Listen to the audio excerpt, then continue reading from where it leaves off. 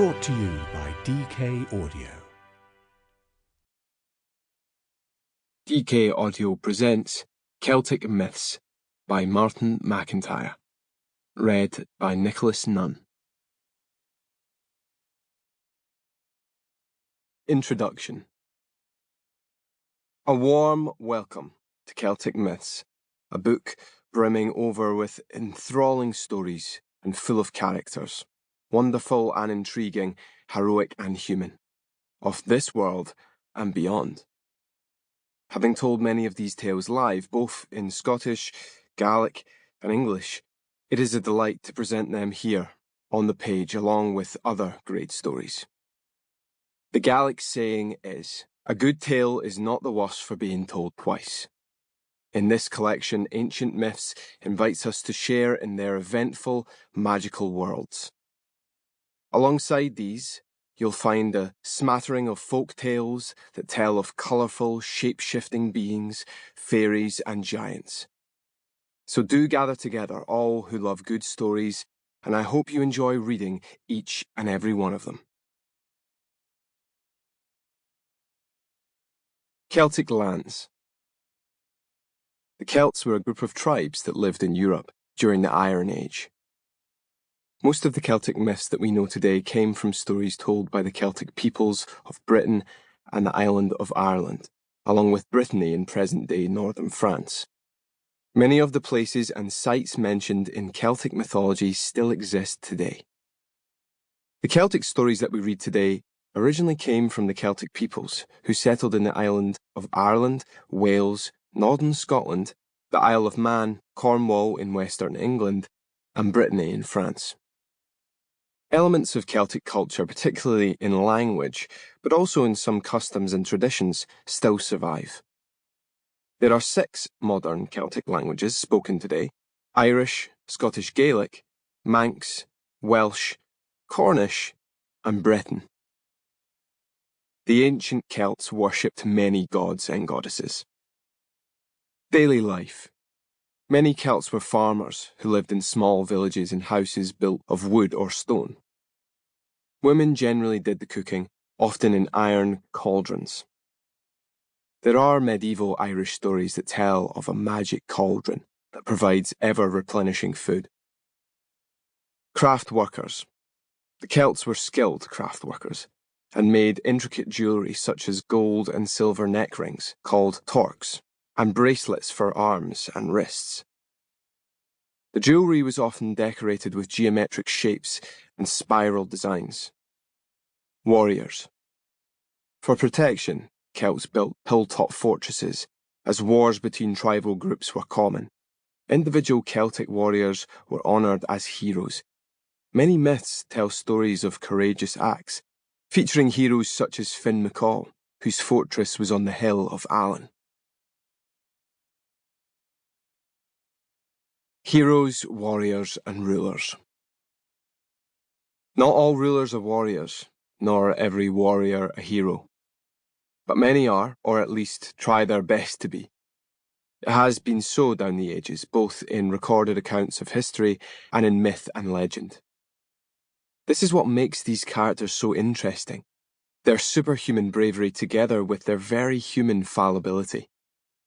Whether a high king, demigod, or a mere mortal, our characters engage with their enemies, demons from without or within, and we engage with their plight. The Boyhood of Cuchulainn. Cuchulainn did not have this name at first. When his mother Dagda gave birth to a healthy baby boy, she and her husband called him Sedanta. It was obvious from an early age that this boy was special. Sedanta showed strength, athleticism, and maturity well beyond his tender years. He also showed an early aptitude for the game of hurling. Age 6, the boy announced to his mother that he wished to leave home and join the Macra, the youth corps of the Red Branch Knights of Ulster. The Red Branch Knights were those most skilled and loyal warriors hand-chosen by Sedanta's uncle Connor, King Connor MacNessa. His castle was in a place called Owen Macha.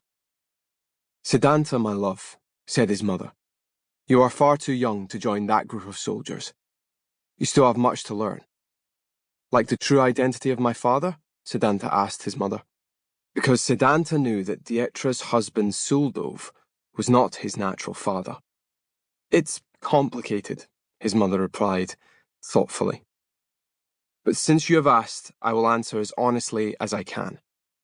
And so Dietra told her son the story of his birth. It was a beautiful night, but a cold one. The sky was ablaze with stars, and there appeared a flock of wild birds. They had brought my brother King Connor and others of the Red Branch Knights with them. A woman in a nearby house gave birth to a baby, and a horse in a stable had a foal.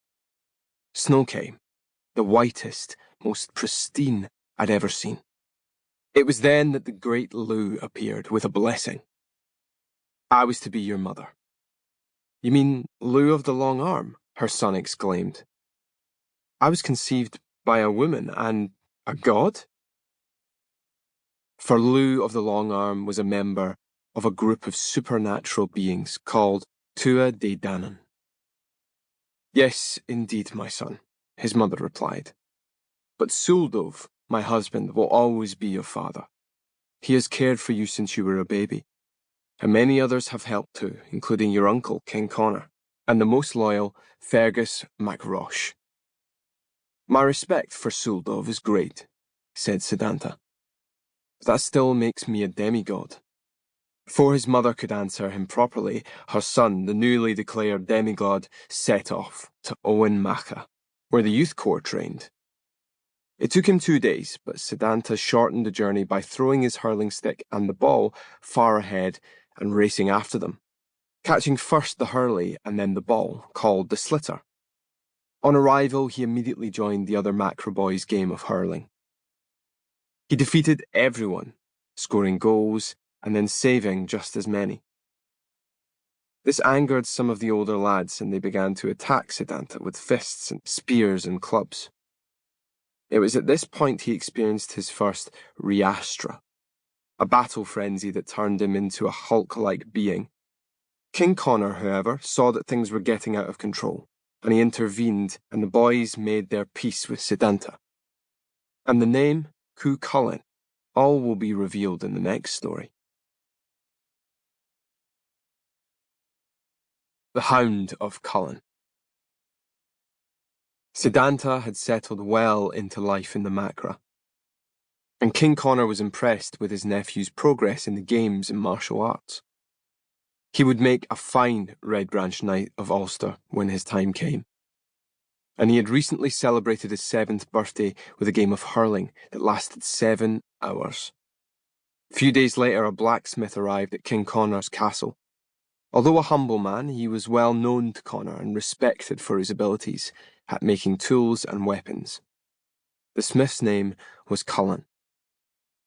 King Connor, he said, I'd be honoured if you and the Red Knights would attend a feast at my home. Connor was delighted and accepted such an invitation. As I am but an ordinary blacksmith, may I ask, King Connor, that you invite not every knight but a select few. Connor gladly agreed, and asked only those knights of the finest character to accompany him. Before leaving his castle home in Owen Macha, Connor visited the hurling pitch to see how the young fellows were getting on with their game. Connor had never witnessed a man handle a hurley or fire a slitter with such power or accuracy as his nephew. And so he invited the boy to attend Chulainn's feast. Siddhanta was overjoyed, but he asked his uncle if he might finish the game of hurling first, to which King Connor readily agreed. The king and his men were received warmly at the smith's home, and glasses were filled to the brim. Before they sat down to eat, Chulainn asked the king if all were now present. We are indeed, my friend, cried King Connor, accepting another glass. Perfect, said Chulainn. I will release my guard hound and lock the gates of the compound. But the king had forgotten about his nephew, and this hound was particularly fierce. It took 3 chains, each pulled by 3 people, to restrain him. Sample complete. Ready to continue?